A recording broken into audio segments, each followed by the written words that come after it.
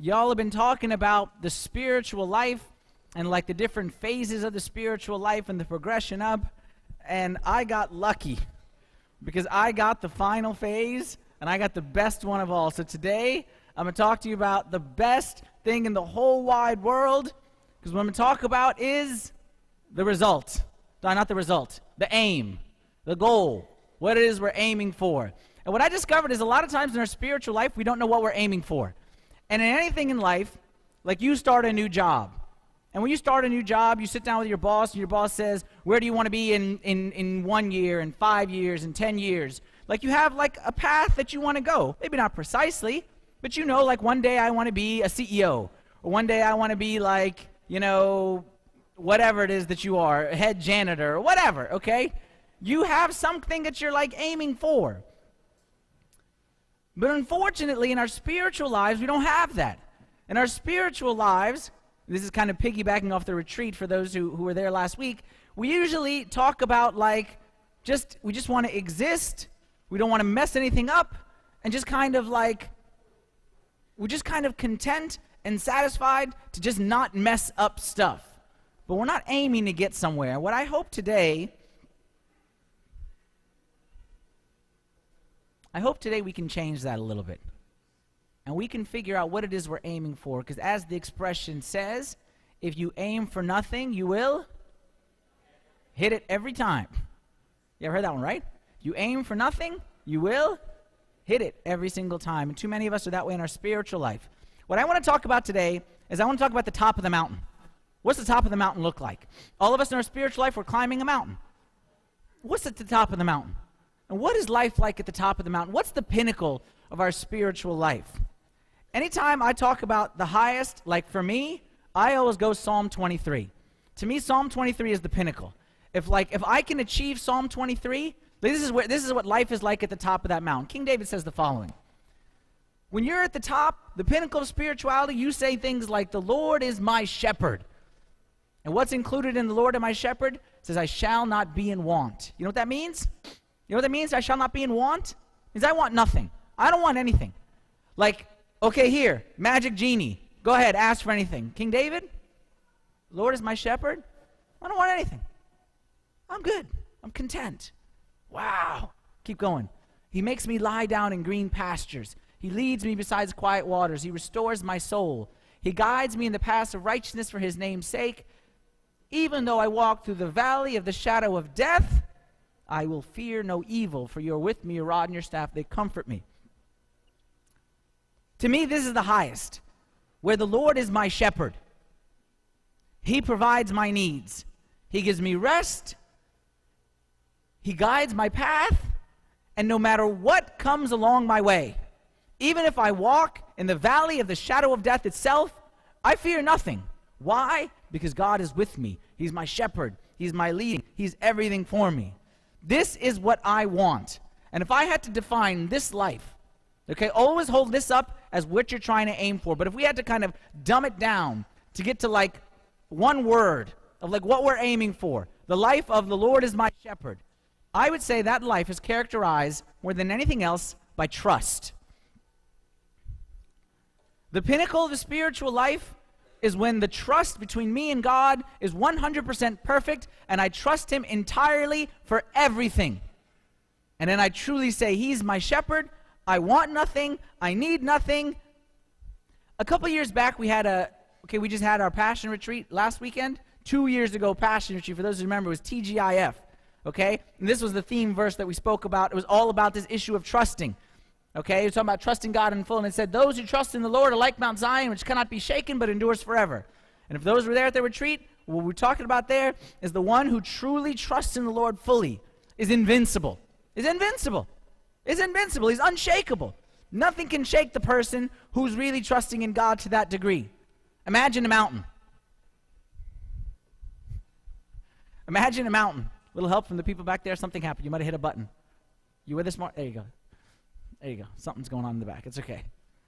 It's because if they trusted in the Lord, they wouldn't be shaking right now, but that's okay. Imagine a mountain. Here's a mountain, okay? The biggest mountain in the world. What's the biggest mountain in the world? Mount Everest, right? Okay? So there's Mount Everest, and I stand right up to Mount Everest, all right? And I, bam, as hard as I could to Mount Everest with all my strength. What's going to happen to Mount Everest? Nothing. Better question, what's going to happen to my foot is probably a better question to ask. But nothing's going to happen in a mountain. Okay, what if like a really, really, really strong wind comes in and tries to knock down Mount Everest, and the strongest wind in the world, what's going to happen to Mount Everest? Nothing. They're not going to move, okay? What happens if it really, really rains really, really, really, really hard, like torrential downpours? What's going to happen to Mount Everest? Nothing, because this is a mountain. And mountains can't be shaken. Mountains can't be moved. We know the church example, but leave that one aside, okay? Generally speaking, mountains don't move. Mountains aren't shaken. No matter how windy, no matter how rainy, no matter how nothing can shake a mountain. That's the top of the spiritual life. Is when my entire, like me and God and everything else is outside. Me and God, trust, shepherd, sheep. Everything is good. Cancer can't shake me. Economy can't shake me. Lose my job can't shake me. Sickness can't shake me. People hating me, persecuting me, ridiculing me, excluding me, can't shake me. Because that's been me and God. Everything between me and God. He's my shepherd, and as long as I got him, I'm good, and everything else is external. I'm not saying that's easy. Don't misunderstand me saying like, yeah, you should have that relationship by 12:30 today. It's not what I'm saying. But I'm saying that's the goal. The Lord is my shepherd. Shall not want anything. I don't desire anything. Even if I walk through the valley of the shadow of death, nothing will shake me. The one who has this life of trust with God, he walks around with like an impenetrable fortress all day long. He walks around, his boss curses him. Doesn't shake him. He goes outside and he sees that the world has fallen apart again. Doesn't shake him. He watches his retirement fund dwindle. Can't shake him. That's the life of trust. Again, I'm not saying it's easy, but that's the aim that we want to try to get towards. And to be honest, everything that spoke about obedience, speak about humility, speak about prayer, speak about all those things, all those are inside trust. Surrender, obedience, all those things are steps up the mountain, and the top is a fully trusting relationship between me and God. It's always important to trust God, but I would say the era that we're living in right now, the days that we're living in, is probably even more important than ever. There has never been a time where the world has been more unpredictable than it is today. Would you agree or disagree with that? Like, you think anyone could have sat down, what's today, April 10th? April 10th, 2001, 10 years ago, and could have guessed what would be happening today? You think anyone who had this in their 10-year forecast, what's going on in the world and all the stuff that's going on, whether it's Middle East or whether it's disasters or whether it's terrorism or whether it's government shutting down or whether it's the Skins can't make the playoffs, like, you think anyone had predicted all this stuff? In the world, kind of like I was speaking about today in the sermon, there are big hardships and little hardships. Big ones, big words. Like I said, terrorism, that's a big word. Injustice, that's a big word. Poverty, homelessness, those are big words. Tsunami, those are big words. But I'm not even talking about the big words, because the big ones, like I was saying in the sermon, aren't the ones that usually shake us, it's the little ones. It's the sicknesses. It's the layoffs. It's the unanswered prayers. You know those, right? Those unanswered prayers. And what I'm saying is when these little ones come, the one who can say, I trust God, I know he's still in control. I know he's doing what's best for me. I know he works all things together for good to those who love him. I trust him, not just with my mouth, but I really, really trust him. And I say in the midst of all that stuff, Lord, you're my shepherd. I don't need nothing. I really, really, really would love this, but I don't need it. I don't want anything. I got you. I got everything. The one who can do that, like I said, he's invincible. Now, the question for us that we need to address is, what does it mean to really trust God? And I want to share with you guys something, a passage from John chapter 4, which is on the back of your handout. Okay, and the reason I put it there, not on the screen, because I'm going to do some jumping around. And this is something that I shared, like I said, 2 years ago at the Passion Retreat. I shared about this passage. And I think this is the perfect story to explain what does it mean to really trust God. What does it mean to really trust God? Not just to trust God, but to really trust God. And not just to really trust God, but to really, really trust God. The Lord is my shepherd level of trust God. The story is very simple. It's about a guy who needs some help from Jesus. He comes to him. Jesus does a great miracle. I don't want to talk about the miracle. What I want us to focus on is this man's trust in Jesus.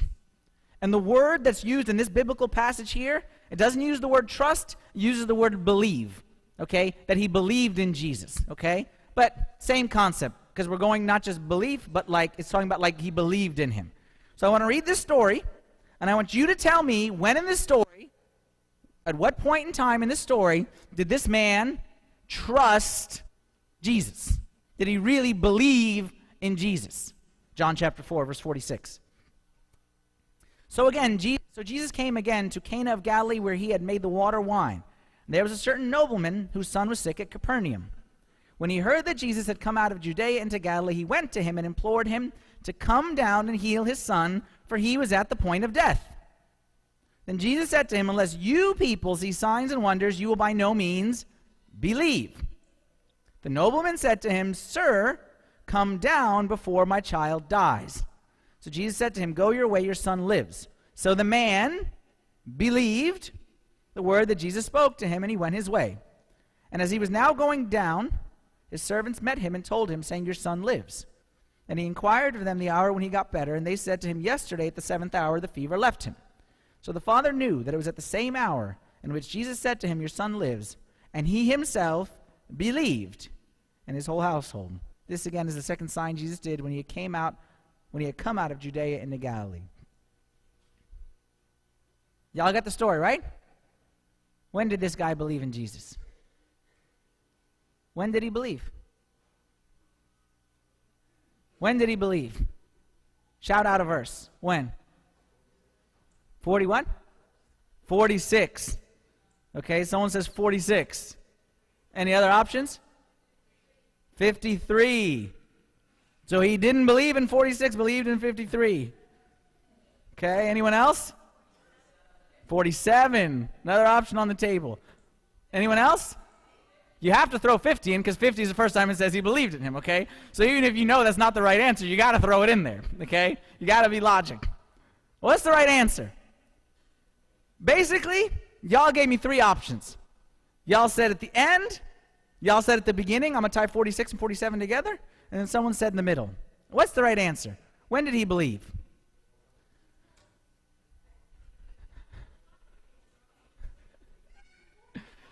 Did he believe at the beginning? But was his belief at the beginning the same as his belief at the end? No. So what we can see is at the beginning he believed, but he didn't really believe. And in the middle, he believed, but he still didn't really, really believe. So he kind of believed, but he didn't really believe. And what I believe, okay, what I think is that this story is the perfect picture of the life of trust in the Lord. Because it's not a switch. It's not a, today I am heathen and pagan, and then today I fully trust in God with all my heart, soul, mind, and strength. It's not. It's levels. And this guy shows us the three levels to get to that perfect level of the Lord is my shepherd and trusting in Lord. First comes at the very beginning. And I'm going to give each of these levels a name. And the first is the level of hope. And that was the people who said, verse 40, 46 or 47, okay, the beginning of the story. When it said that Jesus, when he heard that Jesus had come out of Judea into Galilee, he went to him and implored him to come down and heal his son, for he was at the point of death. Where's trusting in the Lord here? Where is it? Where's the trust in the Lord here? He went to him. He implored him. He begged to him.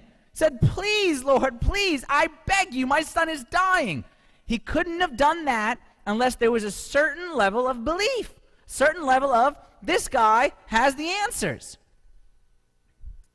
You know why this is such a big deal? This man was a what? How's the Bible describe this man? A nobleman. Noble means high class. What was Jesus? What was Jesus' social status? Carpenter. Jesus was he was a peasant. Jesus was a peasant. He hung out with the illiterates. Jesus' social class was nothing. This guy was nobleman. And social status at the time, of course today it doesn't matter, we don't care about social status, of course, right? Okay? But at the time, they were so shallow that they cared very much about this. So a nobleman would never, ever ask a favor of a peasant? Never. And especially, he would never go out of his way and run and say, please Jesus, I need your help with something. A nobleman sits, people come to him. That's what being nobleman means. Especially the peasants, the no-goods. But this man showed a certain level of belief, faith, trust, because he said, even though I'm a nobleman, I'm going to run to Jesus. So let's give this guy credit. Let's give credit where credit is due. But clearly, where he is at the beginning of the story is not where he is at the end of the story.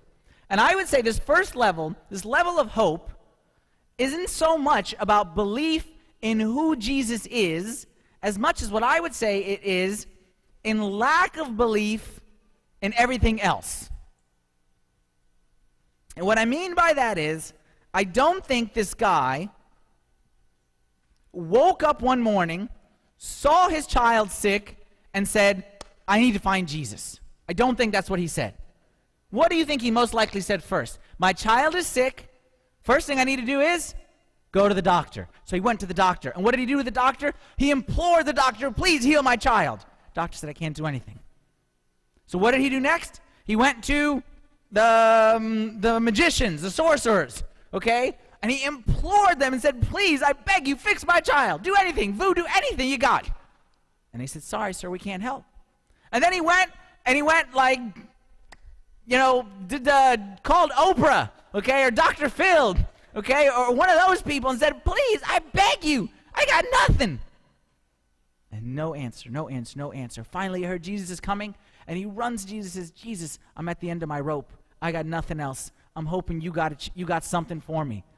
The beginning of a level of trusting in God is the first step is not trusting in everything else outside of God and seeing the futility and the vanity of this world and all that is in this world. That's why this person, how did Jesus respond to him when he came to him and said, I beg you, heal my son? How did Jesus respond? Look in verse 48. Jesus must not have taken bedside manners classes, okay? Jesus said to him, unless you people see signs and wonders, you will by no means believe. So Jesus is even telling him, I know you believe, but you don't believe. And he's kind of rough with him a little bit. He says, you people, unless you see signs and wonders.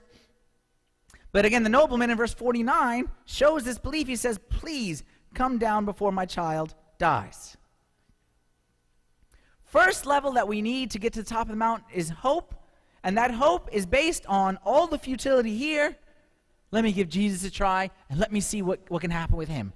And that happens all the time. I'll tell you where that happens. That happens in Holy Week every year. Every year people come in Holy Week, and they're tired of their life, and they're tired of this stuff all around, and they say, I need something. God, I need something. But then, you got to take the second step. And the second step after hope is a step of obedience. And that's in verse 50. After the man said, Lord, I got no hope except you.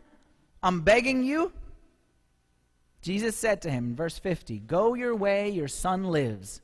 So the man believed the word that Jesus spoke to him, and he went his way.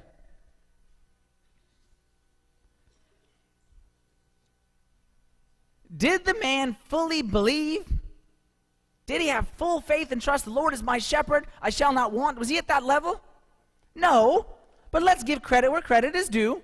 Jesus came to him and said, go your way, your son lives. And that man had a choice, just like me and you have a choice. Because what happens when we have no hope in the world, we come back to Christ, he always, always gives a commandment. Always. Go do this. That was the story of the born blind man today. That's what we saw in the born blind man, right? You want your eyes fixed? Go wash. Always there's a commandment. Go sell what you have. Go. Always there's a commandment like that. And this guy had two choices. He could have said, this guy's crazy. This guy, like imagine you come to me and say, Abuna, begging you, my son is sick, I'm begging you, please, come visit him, come pray for him, anything.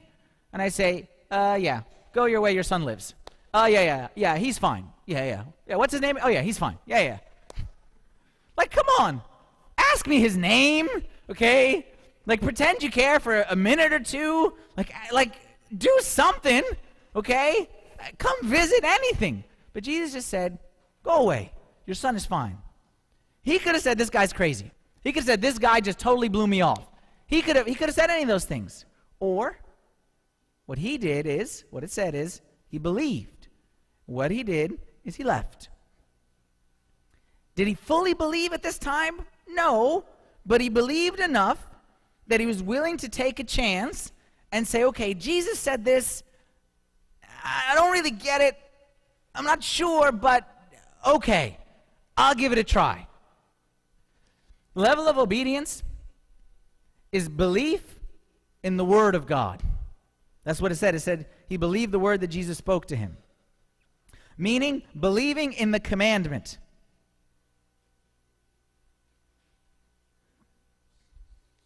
You know the hardest thing in the whole wide world is when you have a problem, you come to Jesus to solve it, and he gives you a commandment that has nothing to do with it. Nothing to do. So you come and say, I got problems at work. And Jesus says, okay, you need to forgive your enemy. Like, I got problems at work. We'll talk about that later. No, go do that. Or you come and say, you know, I want to solve this sin problem I got. I got a bad habit or I got something. Jesus says, okay, that's great. I need you to give more in the tithing. Like, why? What's that have to do with that? What does that have to do with that? You know what that is? That's trust. That's trust. And oftentimes, I don't want to say that he gives you a commandment that's not related. I'm telling you, sometimes he's going to give you a commandment that's directly opposite. I'm lonely. Okay? Give up these relationships. Like, no, that's backwards. I said, I'm lonely. You should say, here's more relationships. He says, lonely? Give up this. Why? I got problems. He says, you got problems? Okay, I'm helping you solve it. Stop caring about your problems and go worry about someone else's problems. You believe or don't believe? A lot of us would say, you know what? We came to church, we read our Bible, and the Bible was irrelevant. I came to the Bible with a problem. The Bible told me something crazy. The Bible told me about forgiveness. The Bible told me about loving my enemies. That wasn't what I was asking about. Maybe it's not what you're asking about, but maybe that's exactly what you need. You came, this man, you came to bring Jesus back to your house. But maybe exactly what you need is you to go your way right now because your son already lives, and what you need is to accept that and believe that. We start, hope. Don't believe in the world. Second step, God gives us a commandment. Do this. So we have to make a decision. But clearly, where this guy is at, in level 2 right here, is clearly not the pinnacle that we're trying to get to. Because it's very, very clear that by the end of the story, his life is completely different. All right? And the end of the story is the level of trust. And that happens in the very end. The guy goes his way. And in verse 53, it says, the father knew that it was the same hour in which Jesus himself said, "Your son lives," and he himself believed in his whole household. How do we know that he didn't believe fully when he left? How do we know that he didn't believe fully? Yeah, in verse 52, well, verse 51 and 52, what happened? The guy left, the servant came to meet him on the way and said, "Good news, your son lives." If he really trusted from before, what would he have said? "I know. I know. I'm coming to tell you that." What did he say? Look, he said, he inquired of them the hour when he got better. What happened? "Your son lives." He said, "Really? When? 7th hour?" And then all of a sudden, light bulbs, camera flashes, and it says he himself believed. Because he believed, but then he believed, now he believes. And you can tell this is the real belief because what happens to that belief? It spreads. Okay, it becomes contagious. To all his household then believed. Said another way, this man, Jesus took him on a progression. From "I hope that Jesus is the answer" to I think he's the answer to I know. See? I hope, I think, I know. This is the same progression Jesus wants to take us on. Where are you in this progression? Where are you in this progression? Oftentimes, we've all been at 1. But unfortunately, a lot of us get kind of in a cycle between 1 and 2. We make it up to 2, 2 smashes us down, we get back to 1. And then we have to live here in this world for a little bit, and then finally we get sick and tired of it, and we make ourselves back up, and then 2 smashes us back down again. And we're kind of between 1 and 2. We can't get past it. But then, maybe, you're able to take that step, and you're now in level 2 and say, "You know what? I gotten rid of all that world stuff, but like God, I got problems, and I got needs, and you're telling me this, and I think, but I'm not sure." And we kind of struggle in this phase of like accepting God's commandments when they don't make sense. And we're not telling us what we want to hear. And we're still suffering and we're still struggling. What we need to do, is break through this and get to this level, the top of the mountain. We say, "The Lord is my shepherd. I shall not want." But King David, you got suffering. "I shall not want." But King David, you got enemies trying to kill you. "Even though I walk through the valley of the shadow of death, I fear no evil." But King David, you're lacking a lot of stuff. "Yeah, but his rod and his staff, they comfort me." See what I'm saying? I know this is an intangible concept. Again, 2 years ago at the Passion Retreat, I showed a video. I don't know if anyone remembers the Trust Falls video. Okay? Great video, explains it. Watch this video right now. This is a video about a lady coming to Christ and saying, "I want to trust you." Basically, I want to live at the top of that mountain. I want to trust you fully. Watch how he takes her level 2 to level 3. Watch this. Okay, Jesus. Yes. Look, thank you so much for meeting with me.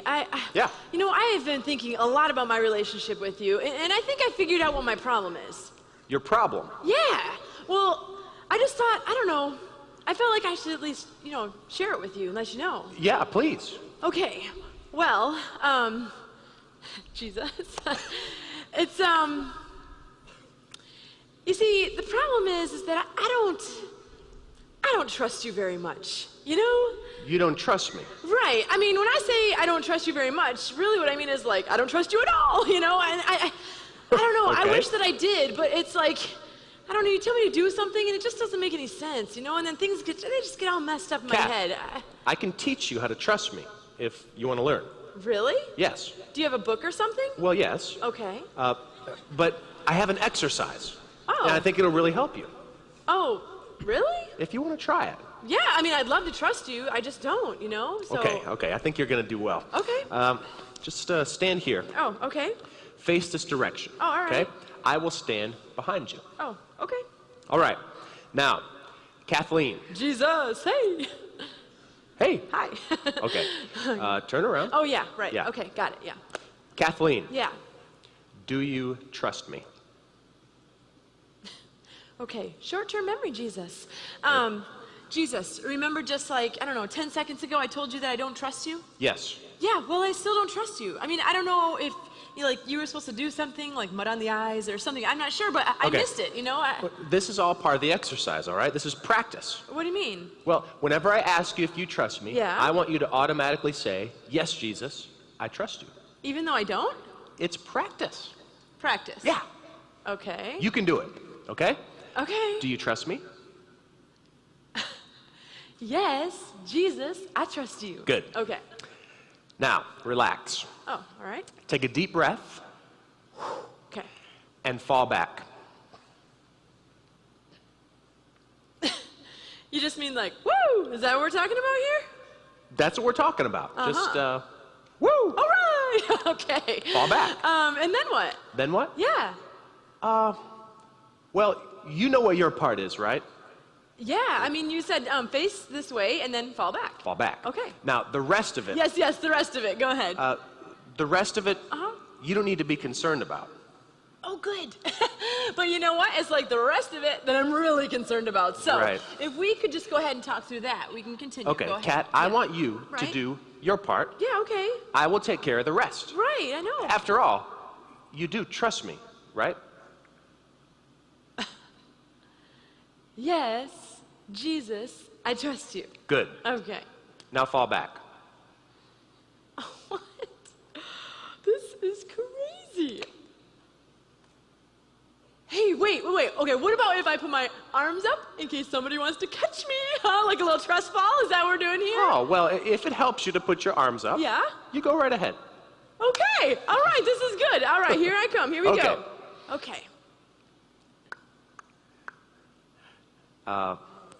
Kat, hey. Woo!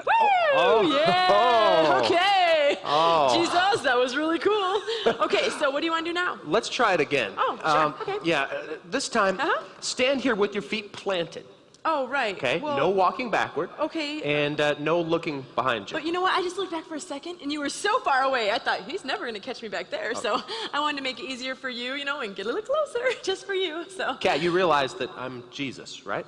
Yeah, of course. Yeah, so I can do this. Oh, I know. I just thought I'd... And you can do this. Well, yeah, of course I mean, can. I just... you trust me, don't you? Yes, Jesus, I trust you. Good. Fall back.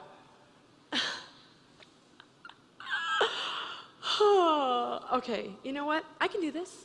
You can do it. I can do this. I'm going to do it for real this time. I believe you can do it. Okay, all right. I'm just going to do it. Okay, please catch me. Okay, I can do this. Just do it. Okay, just do it. Ah!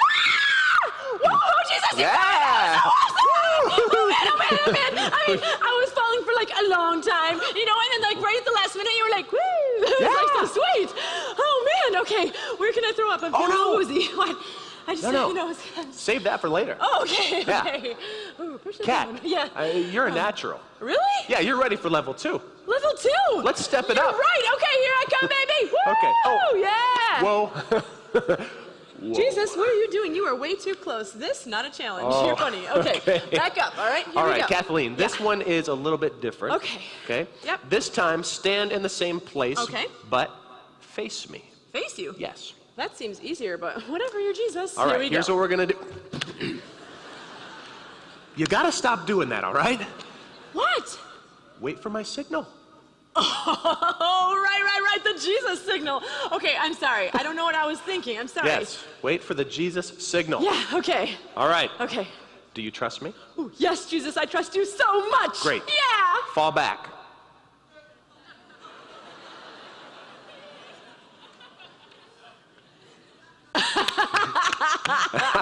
Oh, that's awesome. Oh, it is. Oh, yeah. Especially when you do it. Are you serious? Of course. What?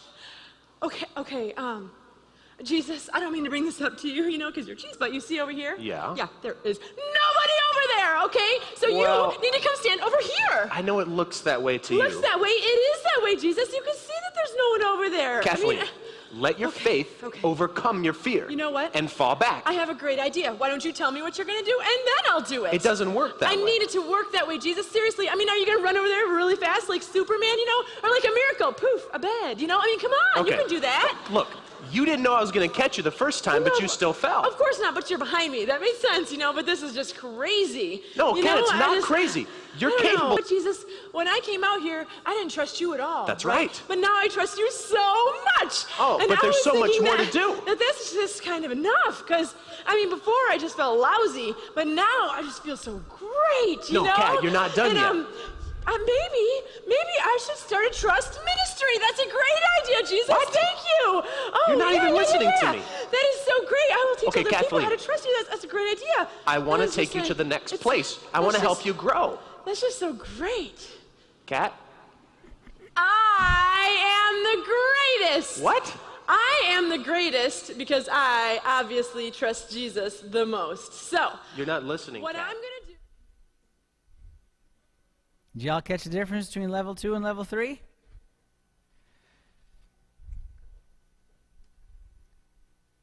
Obeying God is not the same as trusting God. I'm not saying obeying God is bad, but I'm saying there's clearly a difference between what she did at the beginning of obeying God versus really trusting him. And I'm not trying to make it sound easy, but what I'm saying is the pinnacle, the Psalm 23 level, like here, she fell, Jesus was there, fall back. It's hard, it's difficult, but it at least made sense. And that's where a lot of us, like, okay, we struggle, but like, okay, like God says we should be pure. And that's not easy and that's hard, but like, okay, it makes sense. Honesty, like, it makes sense. We should be hardworking, like, okay, these things make sense. We should be loving, we should be, like, these things make sense.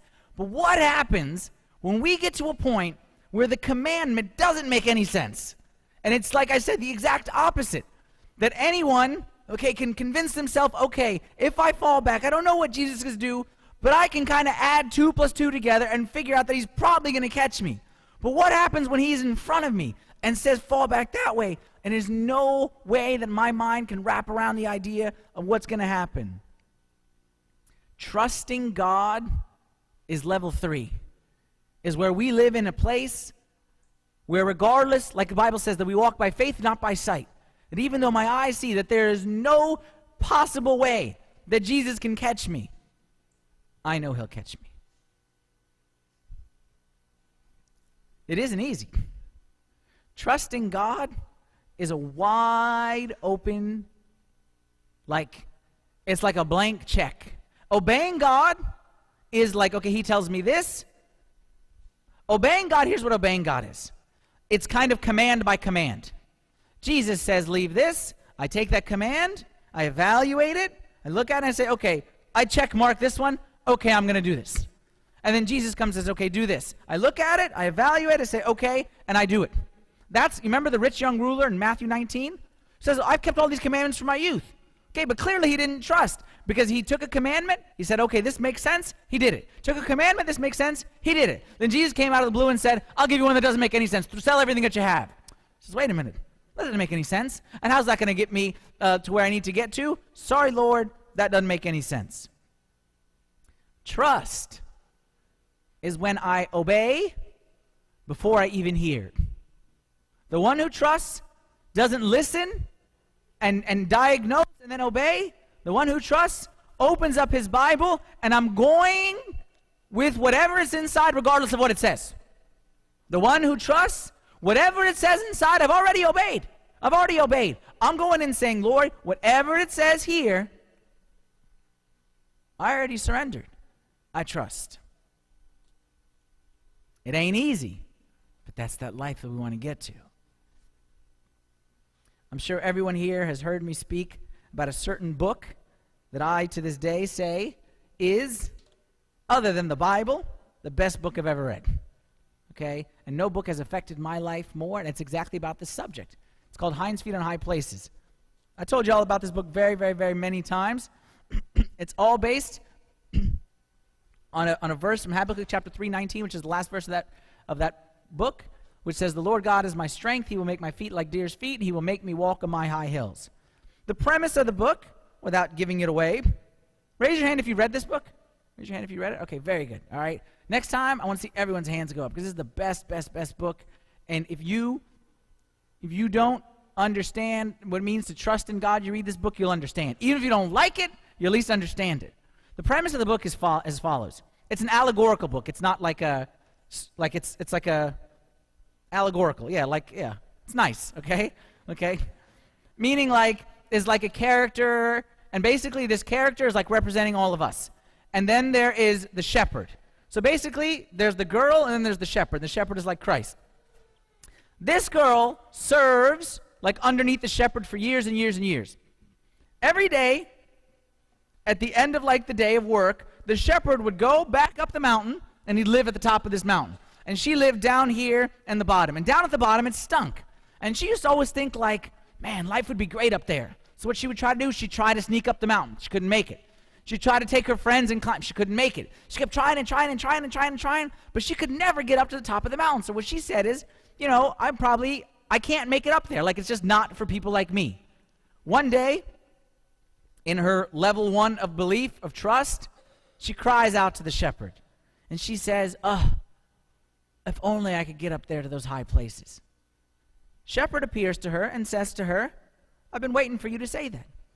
Now that you say that, let's go. He starts to take her on a journey. And he takes her to level 2. And he starts to give her commands. And go here and do that. And some of the stuff was really hard and really painful. She struggles and she struggles and she struggles. But she's doing it. She's struggling, but she's doing it. And she falls, but she's doing it. She finally gets to a point. He wants to take her to level 3. And there's this one scene in the book. It's very, very clear in my mind. I'll never forget it. So as he's leading her through these level 2, sometimes the road is windy. He says, trust me. She believes. Sometimes it's dark. She believes. Sometimes it's rocky. She believes. Then there's one time she gets near the top. And she's looking. There is the top, right there. Dead ahead, right there. And she can see it, and she can smell it, and it's right there. And the shepherd says to her, good. Now that you're here, the next step is go that way. She's like, no, it's that way. He says, no, it's that way. And it's not even forward, backward, it was up and down at the time. So it's she sees it directly up. And he says, okay, you want to go up? Go down. Okay, at least tell me right or left. I can connect the dots between right and up. But I can't connect the dots between how a step this way would get me closer to that. At least right or left. But how can this way get me closer to that? That's the level 3. That's the trust.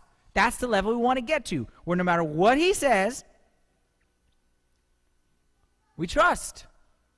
Not because, watch this is the difference between level 2 and level 3. Not because of what he says, but because of who said it. When you're at level 2, you're trusting in the path. When you're level 3, you're trusting in the guide. Not the path, but the guide. You've already committed yourself and said, whatever the guide says, he's proven himself. Whatever he says, I'm good with.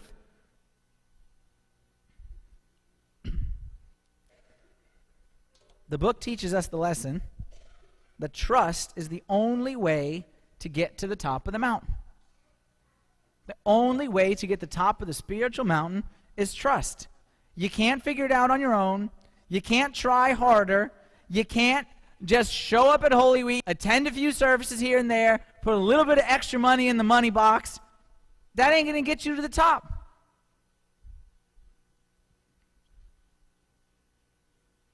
Only way to get to the top is trust in the Lord. I'm going to show you a scary verse. Matthew 13, verse 58. One of the scariest verses in the Bible that I always pray, every time I see this verse, this would never be about me. The Bible says, now he did not do many mighty works there because of their unbelief. Man, my fear is that God would look down on my little house and say, yeah, I wanted to do a lot in that house, but they just didn't trust me. I really wanted to bless this house, like, I had storehouses for this house. They just couldn't trust me. Every time I told them, they didn't believe me. They kept going with their logic. And I told them that my ways are not like your ways and my thoughts are not like your thoughts. I told them that eye has not seen nor ear heard nor has come upon the heart of man what I have prepared for you. I told them 100 times, and I proved it time and time and time again. I showed them that 5 loaves and 2 fish are more than enough for 5,000 men. I showed them that I can walk on water. I showed them I rose from the grave. I showed them. And I'm begging, I'm dying to pour out mighty works, blessings, riches upon this house. They didn't trust me. They didn't believe. They kept going with their logic. They kept trying to make it add up. It doesn't. They didn't want to fall back. Man, if only they had known. You see, this trust thing, as I said, it ain't easy. But when you get it, it opens the door to a world. It opens the door to a world that you never known. It's a new level. It's a level where, I'll show you what it's a level, where you may end up in a fiery furnace and you singing songs. It's a level where you may be beaten for your faith and said, you say the name of Jesus again, you'll be killed. And you get out there and say, yes, jackpot. It's a level where you may only have 2 pennies in your hand. And you say, oh, I know what I'm going to do with these 2 pennies. I'm going to give them to God. It's a whole new level. It's a whole new level. It's a whole new level. It's a level of invincibility. Think about the widow with the 2 pennies. Let's say the economy crashed the next day. You think it's going to affect her? Let's say the 3 men in the fiery furnace, and the doctor says, you may have a disease and we're not sure about it. You think that's going to affect them? Unshakable. Rocks. Lord is my shepherd, I shall not want. Even though I walk through the valley of the shadow of death, I fear no evil.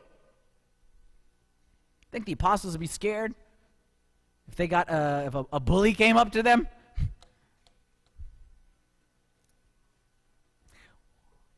I'm not saying it's easy. Like, please understand me. I'm not saying you're going to get this level today. But what I'm saying is we need to start to aim for this level. How is the question? How? How do I get to this level of trust? Now that I drew this beautiful picture of a place that we'll never ever, we think we can never ever achieve, how do I get there? There's only one way that I think you can get there. Personal experience. There's no substitute for it. Like the girl in the video, she fell, let's start with the easy one. She fell back, and then Jesus caught her. If I had told her and given her sermons about how Jesus will catch you when you fall back, none of that would have convinced her like that one moment where she actually did it. And it's the same thing with trusting in the Lord. I can't give it to you is what I'm trying to say. It's not like in a book, like she said, you have a book, okay? It's not something that you can read. It's not something that you can just, like, it's not a formula that you can do A plus B equals C. The only way to get it is you go to level 2, you open yourself up to his command, he tells you to do something, you fall, he catches you. And then you know what happened? You gained a little bit more trust. And then he asks you for something more difficult, you fall, he catches you. And you go to the next level. That's the way the life is. That's the way the spiritual life is we open our Bible, he gives us a command, we do it, and then we grow in trust. And it gets progressively more difficult as we go further and further up the mountain, but there's no substitute for climbing that mountain. What I'm saying is, showing up at church for Holy Week, singing all the songs, doing all the fun games, isn't going to give it to you. Is not going to give it to you. The only thing that's going to give it to you is, you put your arms out, and you fall. And you let him catch you. And when he catches you, you realize that he can catch you. So you do it again. And then he gives you a more challenge, and you do it again.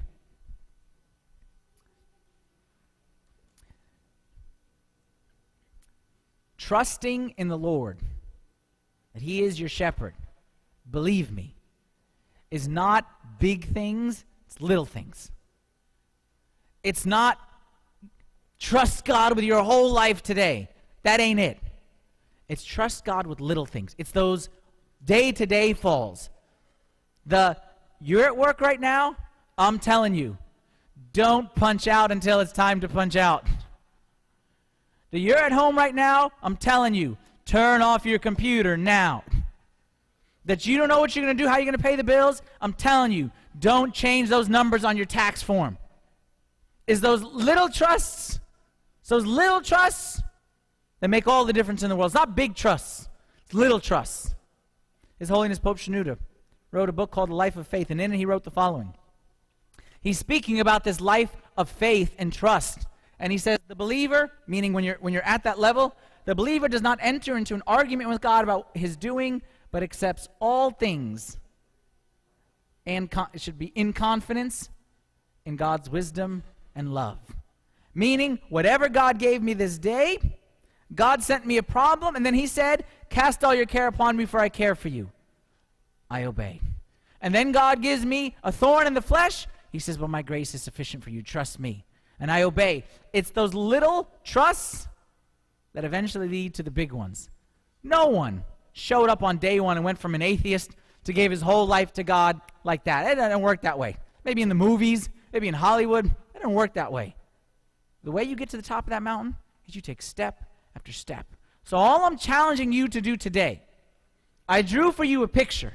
And all I'm challenging you today is take the next step. Wherever you are on the mountain.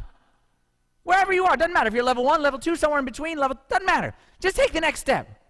Where's God calling me to take a step of faith, to trust him, where he's saying, go your way, your son lives. And you got to choose whether to fight back and argue and complain, or to continue to nag him, or say, you know what? Go back. What's the next step for you? I'll tell you a true story, a funny story. This is regarding that retreat, okay? I told the story there. For that particular retreat, okay, every year we have this passion retreat, okay, and it's like, it gets to be a little bit stressful. Lent is always kind of a stressful time. It's kind of busy, busy, busy. I don't know why it should be the opposite, but it always ends up being busy. And especially these retreats, okay, they be, there's a lot of stuff. There's logistical stuff that's going on. And then, of course, laying out the talks and all that kind of stuff. There's a lot, okay? I'm not complaining, I'm just saying, okay? So I remember before this particular retreat, I was really stressed out. And I don't really get very stressed out very often, all right? But I was stressed out. And particularly, it was this retreat, and it was like the week before the retreat was coming up, and I'm talking about, again, I'm not complaining, but I'm talking about like midnight, 4 a.m. Like midnight sleep, 4 a.m. up. Midnight sleep, 4 a.m. up. That was like a consistent, that was probably like 5 out of 7 days in a row. Midnight, 4, like it was just a really stressful time. And I'll never forget it. I remember it like it was yesterday. And I'm sure my wife remembers it as well. One of those days, go to bed at midnight. And I'm just tired and I'm stressed and I got 10,000 different things. And I'm just like, I put my fat head down on the pillow. And God like smacked my fat head right on the effa. Right in the back of the head. I'm like, Like me and God have that relationship with each other. Okay? Because I always say, to those who are nice, God is nice. To those who are thick-headed, God's sometimes a little bit tough. So I'm the thick-headed kind. God, smack me. I'm like, And God says, what's the problem? Because he knew I was complaining in my spirit. You know how the Bible says he knew their thoughts? Jesus says Jesus knew my thoughts. So he smacked me. What's the problem? I'm like, no problem, God. He says, no, there's a problem. What's the problem? I said, okay, since you asked, I'm stressed. There's a lot on my plate these days. I'm telling you, like a crystal clear voice, God said to me 2 words. Inte Rebbe. Like that clear. Inte Rebbe, for those who understand, means you are stupid, okay? Or you are foolish. Or you're a dum-dum. So I say to God, why am Rebbe? Like I'm used to my wife calling me Rebbe, but why you call me Rebbe? Like what'd I do to you?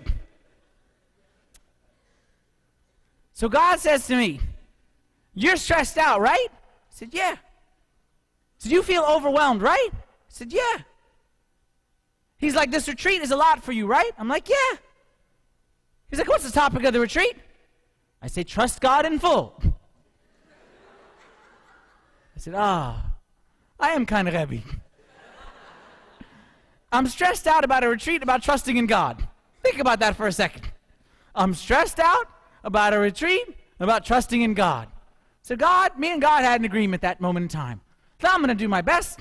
I'm still going to wake up at 4 o'clock in the morning. I did wake up at 4 o'clock in the morning. But all of a sudden, everything was different inside. I had taken another step. I'm not saying I'm at the top, but I had taken another step. And God said to me, it's going to be okay. And no matter what it is, just do your part. I got it. This retreat's about me, right? It's not about you anyway, right? It's about trusting in me, right? I got it. It's cool when God gives you those little realistic lessons.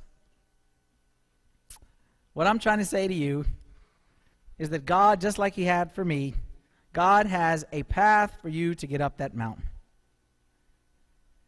There's a road with your name on it. From where you are today to the top of that mountain, there isn't a single person here who is like excluded from getting to the top of the mountain. There isn't a person. There's a path and has your name on it, and it's different than my path. My path is different than your path. Your path has specific steps that you need to take. My path, I may be here, you may be there. We're going to end up in the same place, but it may come from different sides. I'm coming from Clifton, you be coming from Tyson's, okay? You be coming from Egypt, you coming from Asia. Doesn't matter where you're coming from. Everyone's got a path. Are you ready to trust him to get to the top of the mountain? You're not answering that question now. What will answer that question is what you do when you are faced with the step. I always say the spiritual life, while it may be difficult, while it is difficult, it is not complex. It is difficult, but it is not complex. It's simple. Those who have mastered it are children.